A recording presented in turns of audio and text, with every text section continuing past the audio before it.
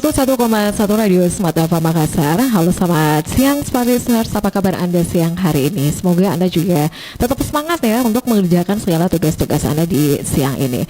Nah, Smart Listeners, tahun ajaran baru sebentar lagi akan dimulai. Tentu sudah terlihat ya kesibukan di mana-mana nih ya. Nah, ini khusus untuk calon peserta didik ya, kemudian wali murid ya, hingga pihak sekolah itu sibuk mempersiapkan untuk pendaftaran peserta didik baru atau PPDB 2022-2023 ya. Nah, saya masih ingat ya kalau di bulan awal Juni ya, awal Juni itu untuk proses pendaftaran di tingkat SD dan juga SMP ya. Kemudian untuk tingkat SMA ini tentu sudah dimulai ya dari akhir Juni dan sampai ini masih terus berlangsung di awal Juli 2022 ya. Untuk proses di awal Juli 2022 ini itu masih berlangsung proses ataupun sistem pendaftaran jalur zonasi ya. Nah, seperti apa untuk proses pendaftaran jalur zonasi ini dan kemudian seperti apa sih untuk proses verifikasi ya untuk PPDB 2022 untuk tingkat SMA ataupun SMK ini, dan seperti apa Smart Listeners nasib calon siswa yang tidak lulus PPDB ya. Nah, kita akan berdiskusi untuk siang hari ini tentunya bersama dengan narasumber saya yang saat ini sudah hadir di studio ya. Saya sapa dulu di studio saat ini sudah hadir Bapak Andi Anas Hairul M, Asisten Bidang Pemeriksaan Laporan Ombudsman ya. Assalamualaikum warahmatullahi wabarakatuh. Selamat siang Pak. Waalaikumsalam warahmatullahi wabarakatuh. Selamat siang. Saya panggilnya Andi Anas ya. Anas saja. Pak Anas ya. Iya. Gimana kabarnya Pak? Alhamdulillah baik, sehat. Iya. Sudah lama di Ombudsman Pak Anas? Saya di Ombudsman sejak tahun 2017. 2017 ya.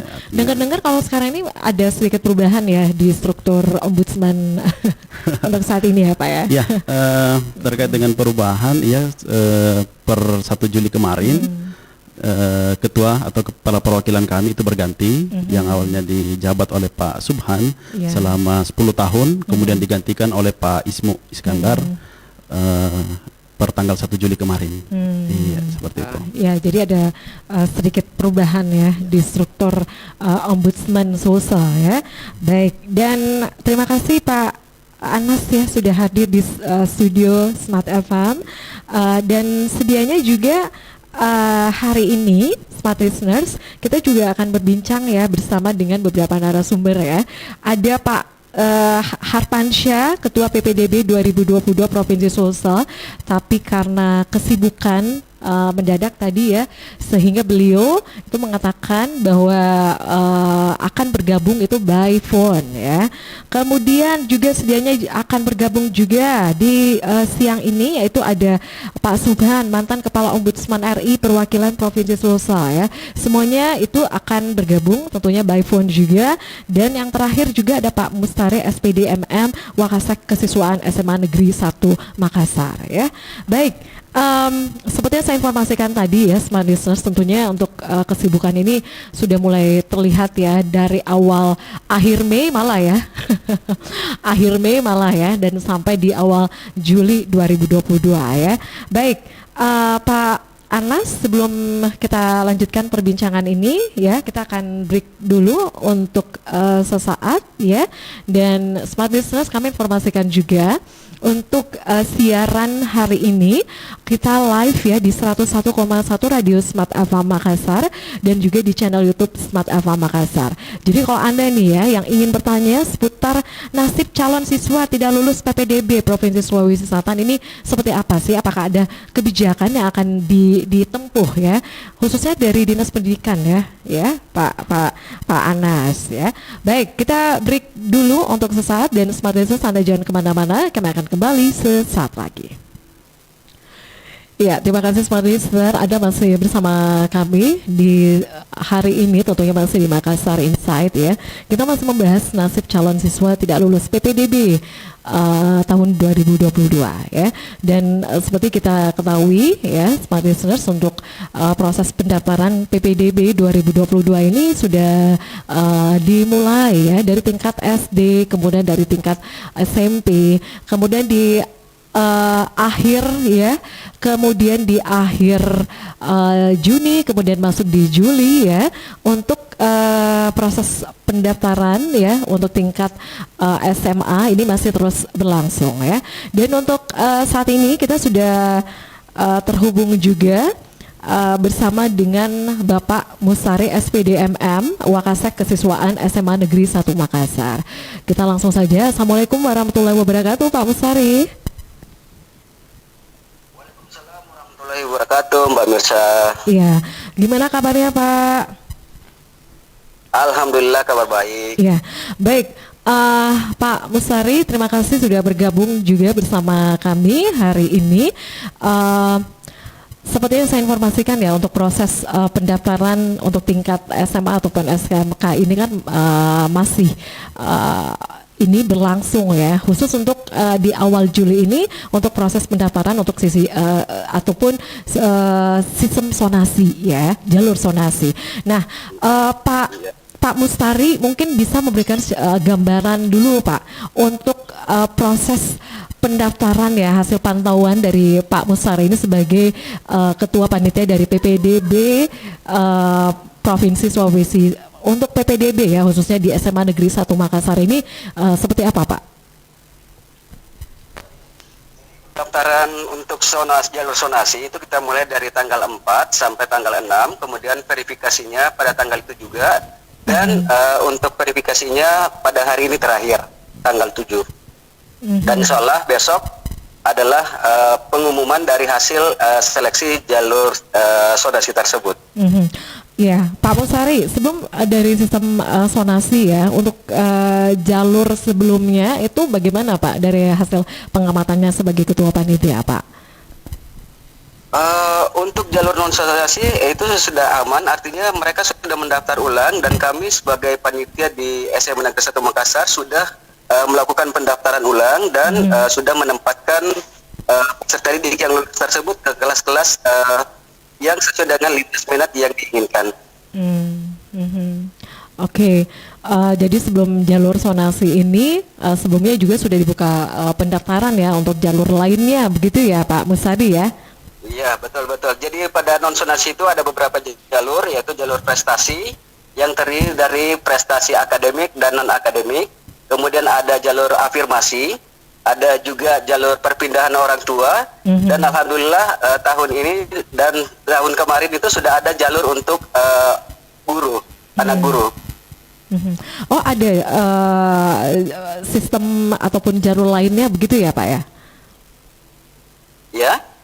Ada jalur lain juga yang ada untuk tahun 2022 ini atau bagaimana Pak?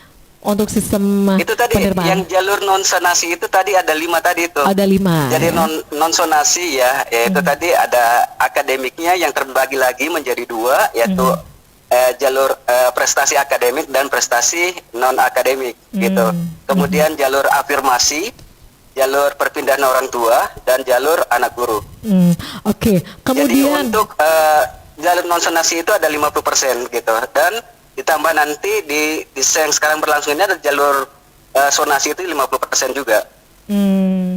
Jadi untuk proses ataupun kuotanya itu sebesar 50% gitu ya Pak ya? Iya. Baik, sebelum dibukanya untuk pendaftaran sendiri Pak, untuk kesiapan dari sekolah sendiri sejauh ini seperti apa Pak? Tentu untuk mengantisipasi PPDB ini, tentu kami dari pihak sekolah melakukan membentuk suatu tim kepanitiaan yang berharap mereka solid untuk kerja di bidangnya masing-masing. Oke. Kemudian dari pihak panitia sendiri bagaimana Pak selama proses pendaftaran ini, apa saja yang menjadi kendala di lapangan Pak? Ya, alhamdulillah kami bisa bekerja dengan baik. Cuma terkendala kemarin pada saat hari kedua sonasi, eh, bisa dikatakan kami diserbu oleh masyarakat yang sudah mendaftarkan anaknya melalui online, kemudian ke sekolah untuk melakukan verifikasi. Namun alhamdulillah dengan sigap, dengan cepat juga kami bisa selesaikan hal tersebut dengan melakukan pembagian kartu antrian kepada mereka. Sehingga pada hari ini juga sudah lengang untuk pendaftaran untuk atau verifikasi dari pendaftar tersebut. Oke. Untuk jalur sonasi sendiri Pak, yang paling banyak masukan dari peserta ataupun dari para orang tua apa Pak? Mengenai apa ini Pak Musari? Kalau untuk tahun ini masih barangkali terkendala dengan kartu keluarga, kemudian ada juga terkait dengan kartu PKH-nya, PKH-nya, kemudian mungkin ya pada kesempatan ini juga bisa sampaikan bahwa kiranya bisa berkoordinasi di tahun depan untuk Dinas Sosial dan Disdukcapil, sehingga di sekolah nanti ketika menentukan kebenaran dari kartu PKH-nya itu sudah bisa kami tentukan tanpa harus koordinasi langsung ke Dinas Sosial seperti itu. Untuk titik koordinat sendiri bagaimana Pak? Penentuan titik koordinat?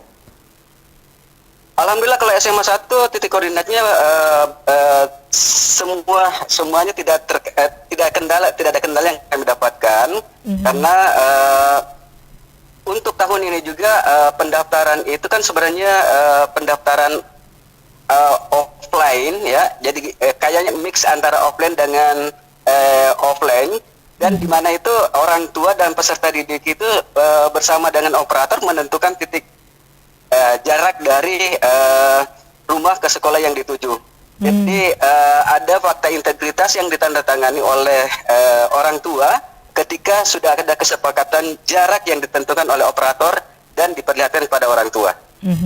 Oke, pada saat penentuan titik koordinat gitu kan, ada tidak Pak orang tua yang maksudnya nih ya, biasanya kan untuk pilihan pertama, kedua, ketiga, karena titik koordinatnya ataupun rumahnya itu paling terdekat di pilihan ketiganya, nah itu ada nggak yang langsung bereaksi? Ya, hal seperti itu karena ditanyakan ya pasti ada lah. Tetapi kami komitmen dari kepanitiaan di SMA Negeri 1 Makassar, sebelum melakukan kegiatan ini, kami sudah membuat fakta integritas untuk melakukan mendata dengan kebenaran dari data yang akan kami input. Jadi yang seperti itu kira dianggap angin lalu saja kalau misalnya ada hal seperti itu, dan yakin kami akan berbuat sesuai dengan juknis yang ditetapkan oleh pemerintah. Pak, ini kan untuk PPDB 2022 ini kan memang untuk prosesnya sendiri ini sesuai dengan ketentuan dari Kementerian Pendidikan, Kebudayaan, Riset dan Teknologi ya. Nah, di mana dari Kemendikbud ini mengharapkan untuk pelaksanaan PPDB 2022-2023 ini dapat dilaksanakan dengan adil dan transparan begitu Pak. Nah, kalau di sekolah Bapak sendiri gimana nih Pak untuk bisa mewujudkan hal ini Pak? Ya, untuk mewujudkan hal itu ya tentu kami komitmen dengan juknis yang sebagai badan hukum kami, kemudian tentu kami loyal dengan kerjanya kami sesuai dengan jobnya masing-masing, dan kami yakin bahwa teman-teman operator di SMA Negeri 1 Makassar itu adalah tim yang solid dan mereka bekerja dengan sesuai aturan dan tidak akan mengkhianati. Itu saja intinya. Jadi berusaha ya untuk adil dan transparan begitu ya Pak Musari ya? Iya. Baik, Pak, untuk proses penerimaan tahun ini sendiri ada tidak inovasi yang dilakukan dari pihak panitia begitu Pak? Yang kami lakukan dari pihak panitia tadi ini, yang pertama itu pertama terkendala kalau khususnya di SMA Negeri 1 Makassar, aula kami memang berfungsi sebagai kelas sementara. dan makanya untuk kenyamanan peserta, calon peserta didik itu kami sebenarnya membangunkan tenda di depan dari ruang operator kami. Dan berharap ruangan yang kami siapkan itu atau tenda dengan kursi-kursi yang kami sudah susun itu digunakan dengan baik oleh calon peserta didik ketika mengantri untuk masuk verifikasi. Oke, baik. Baik Pak Musari, untuk perbincangan kita tuntaskan dulu dan sebentar saya akan telepon lagi Pak ya kalau seumpamanya memang ada yang kita ingin diskusikan lagi ya Pak Musari ya. Iya, siap-siap Mbak Bisa. Iya, kita beralih untuk berbincang bersama dengan Pak Anas di sini. Sekali lagi terima kasih untuk Pak Musari. Assalamualaikum warahmatullahi wabarakatuh Pak. Baik. Ya, Pak Anas ya, ini untuk proses PPDB 2022 ini ya, ini sesuai dengan mandat dari Kemendikbud, ini mengharapkan pelaksanaan PPDB 2022-2023 ini dapat dilaksanakan dengan adil dan transparan ya. Nah, dari Ombudsman sendiri gimana nih Pak? Sebagai salah satu badan gitu ya, untuk bisa mengawasi jalannya proses PPDB untuk tahun ini Pak. Silakan. Baik, terima kasih. Terkait dengan Ombudsman sendiri, tentunya PPDB ini adalah kegiatan rutin kami. Tiap tahun kami mengadakan pengawasan. Khusus untuk tahun ini, itu kan mengacu di Permendikbud nomor 1 tahun 2021, di mana hal yang sama juga berlaku di tahun ini. Artinya tidak ada perubahan terkait dengan Juknis. Dan tentunya kami di Ombudsman sebagai pengawas eksternal sesuai dengan juknis yang telah ditetapkan oleh masing-masing pihak, dalam hal ini penyelenggara, itu berfungsi untuk mengawasi dan memastikan bahwa prinsip-prinsip PPDB seperti objektivitas, kemudian akuntabilitas dan transparan itu bisa berjalan sesuai dengan apa yang kita harapkan. Kami di Ombudsman sendiri itu berkedudukan sebagai pengawas eksternal. Artinya kalau kita mengacu di Juknis 188 keputusan Kepala Dinas Pendidikan itu ada 5 yang memiliki kewenangan untuk menyelesaikan sengketa, termasuk Ombudsman, Inspektorat Provinsi Sulawesi Selatan, kemudian ada Dewan Pendidikan, kemudian Kepala Cabang Dinas Pendidikan, dan yang terakhir itu Koordinator Pengawas di Dinas Pendidikan Provinsi Sulawesi Selatan. Jadi itulah tadi instansi atau lembaga yang memang memiliki kewenangan untuk melakukan pengawasan secara eksternal jika di dalam proses atau berjalannya PPDB ini kemudian tidak terselesaikan masalah masyarakat itu di internalnya atau di pihak sekolahnya. Maka kami di Ombudsman itu akan secara aktif untuk memantau. Mungkin seperti itu Mbak Risa. Ya, misalnya nih ya, kalau orang tua ini sudah melakukan menjalani prosesnya secara keseluruhan begitu ya Pak ya. Terus pada saat hasilnya begitu itu tidak sesuai begitu, itu langsung bisa melaporkan ya ke Ombudsman Pak. Iya, mengacu lagi apa yang saya sampaikan tadi terkait dengan regulasi yang ada, bahwa jika memang masyarakat atau orang tua dari peserta didik baru ini tidak puas terkait dengan hasil, maka oleh Dinas Pendidikan sesuai dengan juknis yang ada itu harus menempuh dulu di posko pengaduan. Apa sih sebenarnya yang menjadi kendala kenapa peserta didik ini itu tidak lolos? Jadi ada masa sanggah di situ yang diberikan oleh penyelenggara, dalam hal ini Dinas Pendidikan. Nah, disitulah kesempatan orang tua untuk memberikan penjelasan, klarifikasi dan sebagainya data terkait dengan hal-hal yang menjadi titik beratnya dia, kenapa dia bisa keberatan. Tidak diterima gitu ya? Tidak diterima misalnya. Nah, seperti itu. Kalau misalnya setelah Dinas Pendidikan melakukan klarifikasi atau memberikan tanggapan yang kemudian tidak puas, barulah bisa melapor ke Ombudsman. Iya, tapi kalau dari Pak Anas sendiri sudah berapa lama Pak di Ombudsman Pak? Udah 10 tahun juga? Belum. Saya masuk 2017 Bu, Mbak Risa. Okay. Tapi kalau sebenarnya dari beberapa laporan yang masuk gitu ya, apa yang paling banyak Pak untuk proses PPDB ini? Kalau tahun ini khusus tahun 2022 kami cek tadi di pemeriksaan penerimaan dan verifikasi laporan. Belum ada laporan sampai saat ini, tetapi yang ada itu konsultasi, dan itu pun kami belum yakini bahwa itu memang terjadi karena masyarakat baru sebatas berkonsultasi. Ya, seperti itu. Tapi untuk tahun-tahun sebelumnya seperti apa Pak untuk laporan yang masuk? Ada banyak. Yang pertama terkait dengan penentuan zonasi. Kemudian yang kedua itu terkait dengan perpindahan ini, ya misalnya belum 1 tahun, kemudian ada di KK itu terkait dengan zonasi, itu banyak loh kita temukan. Kemudian terkait dengan data orang miskin juga. PKH ya PKH Pak, itu, ya? ini untuk tahun 2022 itu sudah lumayan bagus karena untuk afirmasi itu sudah melalui satu pintu, yaitu PKH, yang kemudian validasinya ada di Dinas Sosial Provinsi. Sebelumnya itu pakai surat keterangan tidak mampu mungkin di kantor kelurahan atau desa, yang kita tidak bisa pastikan apakah itu benar atau tidak. Nah, tapi kalau itu sistem nasional, tentunya kita percaya dengan hal itu. Iya. Oke, Pak Anas, ini kan informasi ya di beberapa media sosial ya, ini terkait penerimaan PPDB yang katanya tidak transparan dan syarat pelanggaran nepotisme, suap menyuap begitu Pak. Nah itu gimana Pak?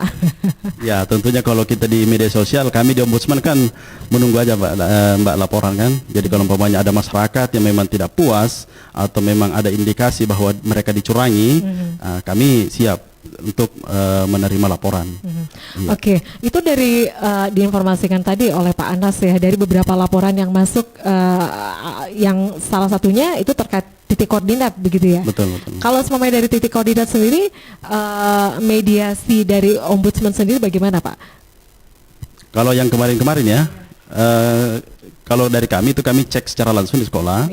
Kami bersama-sama dengan operator memastikan bahwa titik koordinat itu memang sudah sesuai atau tidak. Di mana kita ambil titik koordinatnya, apakah di tengah-tengah sekolah, kemudian kita tarik, kita cek sama-sama untuk bagian dari transparan itu tadi. Nah, seperti itu mekanismenya kami untuk dalam hal menindaklanjuti laporan pengaduan yang terkait dengan titik koordinat ini. Jadi kalau umpamanya titik koordinat ini ada di alamat siswa atau memang ditarik dari sekolah yang dituju atau gimana Pak? Nah, misalnya kalau sekarang kan sistemnya online, artinya untuk penentuan titik koordinat itu diserahkan kepada masing-masing orang tua siswa. Seperti itu. Dia yang meyakini dengan menandatangani fakta integritas tadi itu, bahwa data yang mereka sampaikan kepada pihak penyelenggara itu memang benar. Nah, kemudian itu diverifikasi lagi di sekolah, baik secara online maupun offline, untuk memastikan bahwa titik koordinat yang sudah dilakukan oleh peserta ini itu memang sudah sesuai dengan data yang ada atau tidak. Peluangnya untuk terjadi semacam kecurangan di situ untuk titik koordinat itu seperti apa Pak? Ya, kalau titik koordinat ini kan masing-masing pihak bisa melihat. Iya. Jadi tinggal dilihat aja apakah memang itu sudah sesuai atau tidak. Masyarakat pun bisa memantau. Seperti itu. Dia bisa menarik, cocok tidak ini. Jangan sampai 700 meter jadi 1,5. Nah, itu kan. Iya. Itu harus difikskan dulu gitu ya. Betul. Dan itu yang gunanya verifikator. Makanya kami tahun lalu itu memberikan saran kepada Dinas Pendidikan, itu kurang lebih memastikan bahwa pihak penyelenggara atau operator yang melakukan verifikasi atau validasi terkait dengan data-data yang diberikan oleh pemohon ini atau peserta didik baru ini, itu memang mempunyai kompetensi yang memang bisa untuk melakukan hal itu. Misalnya gini, ada masyarakat melapor yang kemudian mereka tidak bisa menjawab terkait dengan hal-hal yang disampaikan oleh masyarakat itu. Nah, contohnya penentuan titik koordinat itu, mereka tidak mampu mengoperasikan dengan baik teknis terkait dengan penentuan titik koordinat ini. Nah, seperti itu. Jadi sarannya kami secara umum, artinya kami tidak memutuskan bahwa ini soal inti, tidak. Tapi secara umum apa yang kami lihat dari laporan-laporan yang ada, bahwa salah satu kelemahan yaitu kurangnya kompetensi dari pihak verifikator itu, dan mudah-mudahan tahun ini itu tidak terjadi. Seperti itu, karena ini kan tahun lalu. Iya. Ini bisa menjadi evaluasi juga gitu ya Pak Anas. Betul. Ya, oke. Iya. Nah, selain titik koordinat, keluhan yang paling masuk juga ini apa Pak? Ya, kami juga terkait dengan kendala teknis dari pihak yang penyedia layanan ini, itu juga yang aplikasi di mana sempat masyarakat itu tidak bisa akses misalnya, itu pun kami pantau. Kemudian ada juga kemarin masyarakat sudah ada di salah satu dinas kabupaten kota untuk mengadukan hal terkait dengan ini verifikasi, tetapi petugasnya itu belum ada. Nah itu kami langsung aktif untuk menelpon penyelenggara, tolong petugasnya di standby-kan karena masyarakat sudah menunggu dan ini sudah jam berapa. Kami sampaikan seperti itu, Mbak. Ya, itu untuk proses verifikasinya ya. Kemudian hal lain lagi Pak yang paling banyak dikeluhkan masyarakat itu tadi ya yang sempat saya tangkap tiba-tiba miskin. Itu. Nah, itu gimana Pak? Itu juga, tapi kan kembali lagi karena yang menentukan itu kan keaktifan dari peserta ini untuk menentukan. Sementara untuk kewenangan validasi itu kan paling untuk petugas verifikator itu melihat data aja. Sama halnya terkait itu tidak ngecek langsung gitu ya Pak ya? Karena mereka tidak memiliki kewenangan, Bu.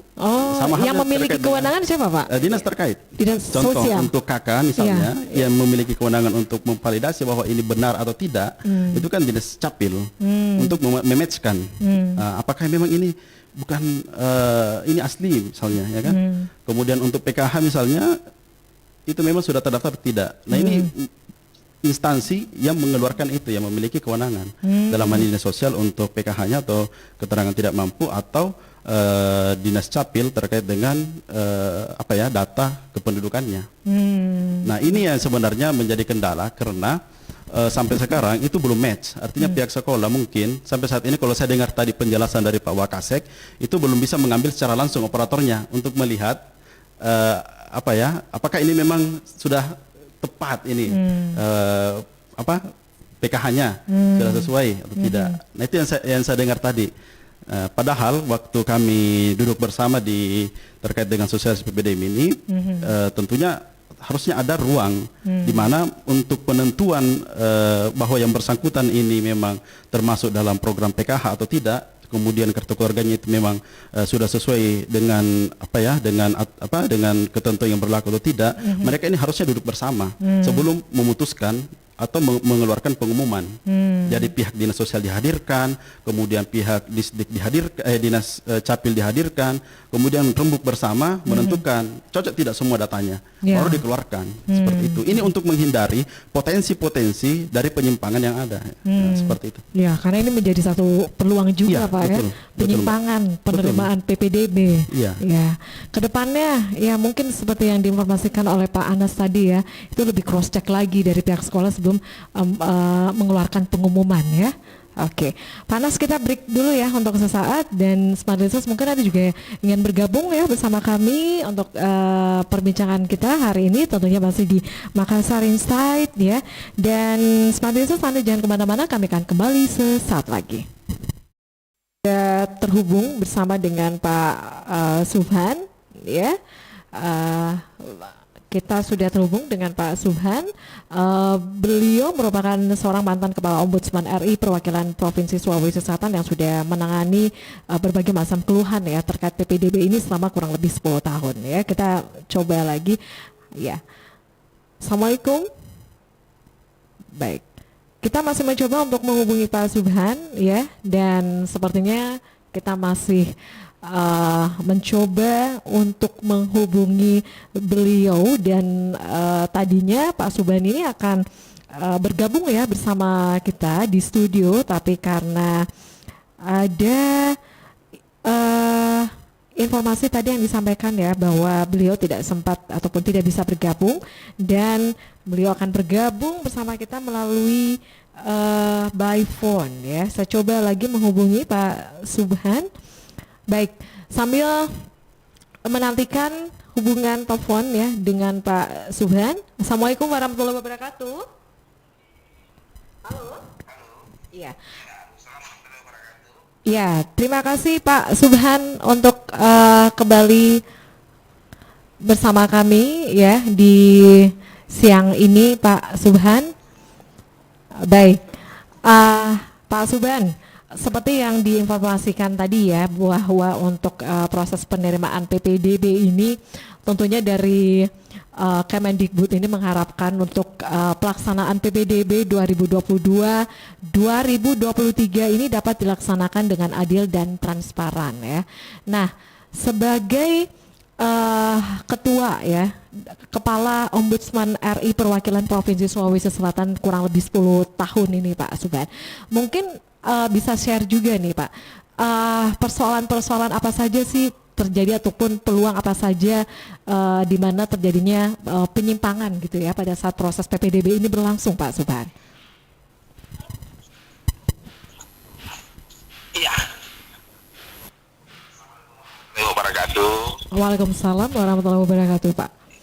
Iya. Terang saya agak kurang menyimak sebetulnya karena ini banyak sekali telepon yang bersamaan masuk. Halo. Iya, silakan Pak Subhan. Iya, Iya. kalau tidak salah tadi ditanyakan Potensi apa saja Pak? iya, Iya. sebelum PPDB ini kan namanya PSB, penerimaan siswa baru. Dan ini dulu ya, ini memang menjadi ajang atau momen di mana sekolah-sekolah itu panen, sekolah panen, oknum-oknum panen. Sekolah panennya itu biasanya kalau dulu di penerimaan siswa baru itu kan di penjualan perlengkapan sekolah, di mana sekolah selalu menjual barang-barang dengan kualitas sangat rendah dengan harga yang sangat tinggi. Tapi kalau di persoalan di PPDB-nya sendiri kan sekarang ini dengan adanya sonasi, ada prestasi, itu juga masih sering terjadi. Nah, sebelum masuk ke PPDB itu kan sudah terjadi kecurangan sebetulnya, di mana banyak sekali orang yang kemudian berpindah nama di kakaknya orang yang mendekati sekolah-sekolah favorit. Ya, misalnya di SMP 6, SMA 17, MTS model. Nah, itu kemudian sebelum, karena ada regulasi yang sebetulnya yang menjadi celah, karena regulasi itu mensyaratkan bahwa anak bertempat tinggal minimal 1 tahun sebelum PPDB. Nah, inilah yang kemudian dimainkan karena anak-anak sebetulnya tidak pindah, yang pindah itu namanya, dia nebeng ke kakak yang mendekati sekolah-sekolah favorit, tapi orangnya tidak berpindah. Kan lucu itu kalau rumah orang tuanya di Cendrawasih, kemudian tiba-tiba anaknya pindah di kakaknya orang yang dekat di SMP 6, atau kakaknya yang dekat dengan SMA 17, padahal orang tuanya di satu kota, ngapain anaknya pindah? Nah, ini sini ketidakcermatan sistem PPDB ini, sehingga ini sangat merugikan penduduk setempat yang memang lahir dan bertempat tinggal sekian lama di situ, tapi kemudian dia dikalahkan oleh orang-orang yang memalsukan perpindahannya, sehingga mereka tidak dapat tempat. Yang masuk itu orang-orang jauh. Salah satu contoh di salah satu SMA favorit yang paling favorit di Makassar ini pernah kita di PPDB 2 tahun lalu itu dari 50 sonasi itu 37 diantaranya itu pemalsuan kakaknya sehingga dia lolos di SMA favorit itu. 13 diantaranya bukan penduduk setempat, orang masuk juga. Ini bayangkan dari regulasi ini yang kemudian orang memainkan itu. Nah, di selain itu di PPDB seperti sekarang ini pun kita sudah mendapatkan banyak informasi bahwa banyak yang bermain di, kan operator di sekolah itu bisa memainkan jarak. Jadi apalagi sekarang kan yang diminta menentukan jarak itu adalah orang tua. Orang tua bisa memanipulasi jaraknya. Jadi jarak dimanipulasi sehingga juga merugikan orang lain. Sebetulnya pada prinsipnya sih semua anak-anak harus sekolah. Cuma kan tidak boleh kemudian ketika ada anak-anak yang masuk di suatu sekolah kemudian merugikan orang lain. Nah, selain itu juga ada pemalsuan sertifikat prestasi. Iya, sertifikat prestasi itu dipalsukan sehingga seolah-olah dia berprestasi untuk kemudian dia masuk. Juga pemalsuan kondisi sosial, di mana memalsukan bahwa misalnya dia adalah warga miskin padahal bukan. Pemalsuan nilai juga sering-sering di scan. Ada yang men-scan nilainya sehingga itulah yang diproses oleh panitia sehingga dia masuk padahal nilainya tidak seperti itu. Nah, hal-hal seperti ini banyak sekali kita temukan. Yang paling banyak itu memalsukan domisili. Itu yang paling banyak terjadi di PPDB kita. Kemudian ini kan menjadi bisnis, terutama di SMP 6 itu kan bisnis yang sudah menjadi rahasia umum, di mana setiap ketika anak itu sudah masuk, di situ, namanya diganti lagi, dikeluarkan dari kakak itu. Kemudian oknum yang di SMP 6 itu kemudian mengambil lagi, oknum di SMP 6 itu mengambil lagi orang lain untuk dimasukkan untuk masuk di tahun berikutnya. Oke. Pak Subhan? Halo Pak? Iya, saya terganggu nih dengan ada telepon-telepon masuk terus tidak pernah berhenti dari orang-orang. Oke, lanjut. Baik, Pak Subhan, dari beberapa informasi ataupun peluang ya terjadinya penyimpangan pada saat proses PPDB begitu Pak. Tentu dari pihak Ombudsman ini untuk proses ataupun sebagai lembaga pengawas ya untuk PPDB itu sendiri, apa yang tentunya diharapkan, apa yang dilakukan oleh dari pihak Ombudsman begitu Pak? Iya. Agar penyimpangannya bisa diminimalisir gitu Pak. Halo. Ya, silakan Pak. Ini pertanyaan ke saya tuh Kepala Ombudsman. Saya terganggu dengan telepon-telepon yang masuk. Oke, ya. Halo. Ya, Pak Subhan, sepertinya kita terkendala teknis begitu ya. Mungkin ya. Dari harapannya seperti apa Pak untuk PPDB untuk 2022 ini Pak?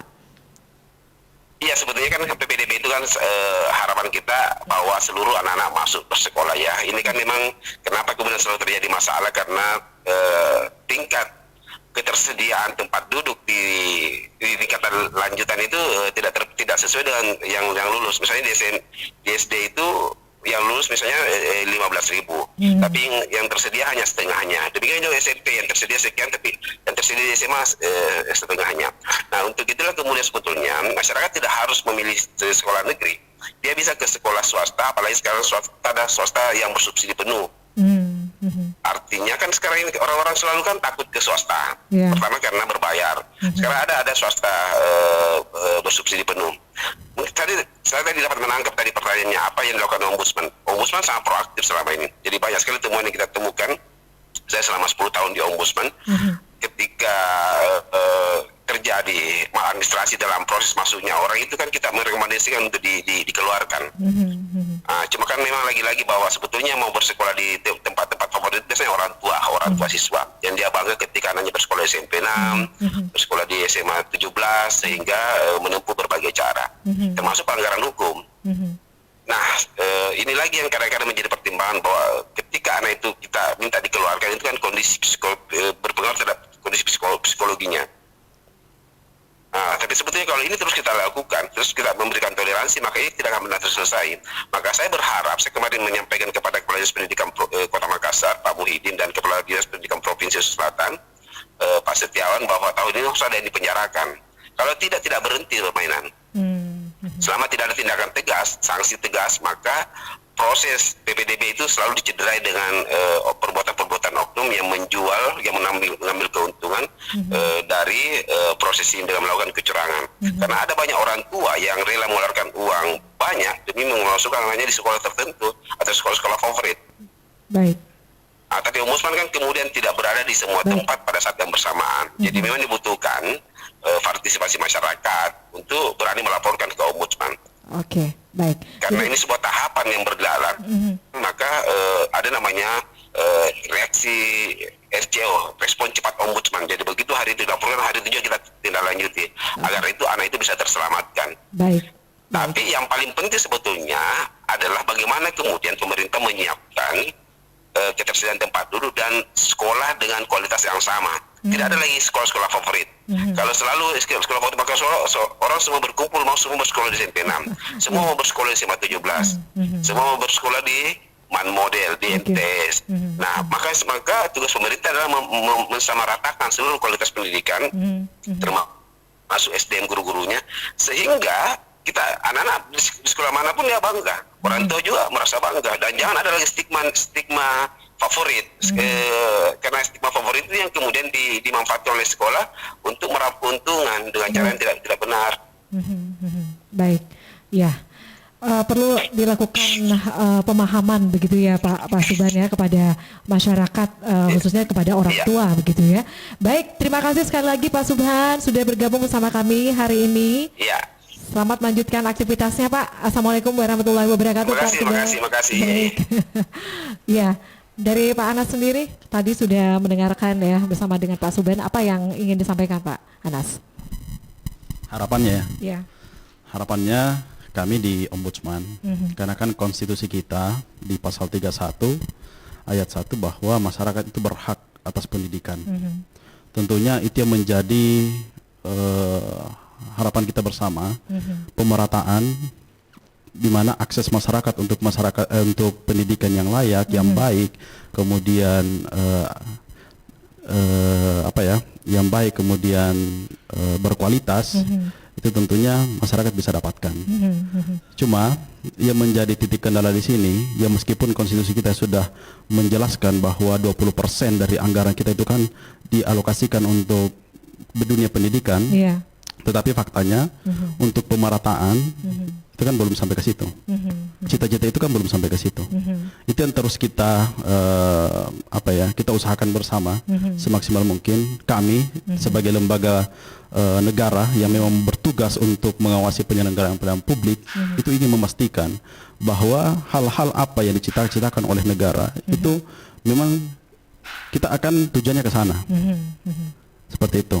Mulai dari kami pengawasannya, kemudian hal-hal yang memang menjadi permasalahan itu kami tindak lanjuti dengan cepat. Kemudian kami memberikan saran kepada penyelenggara sesuai dengan tugas dan kewenangan kami yang ada di Undang-Undang 37 2008 terkait dengan saran kebijakan. Nah, tentunya itu. Dan yang paling penting juga zonasi ini atau PPDB ini itu kan merupakan sarana aja.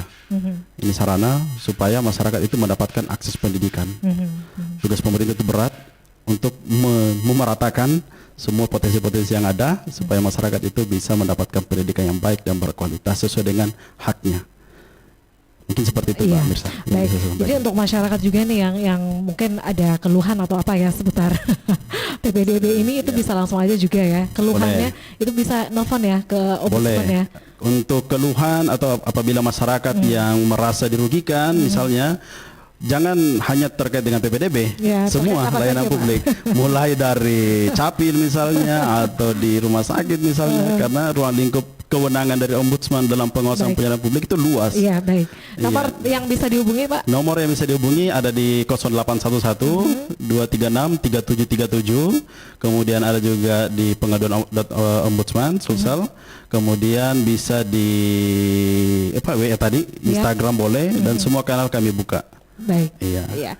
Baik, terima kasih sekali lagi Pak Anas ya untuk informasinya Pak. Baik, dan seperti itu demikian untuk Makassar Insight untuk hari ini. Sekali lagi terima kasih ya untuk Bapak Andi Anas Hairul M, Asisten Bidang Pemeriksaan Laporan Ombudsman ya sudah hadir di studio.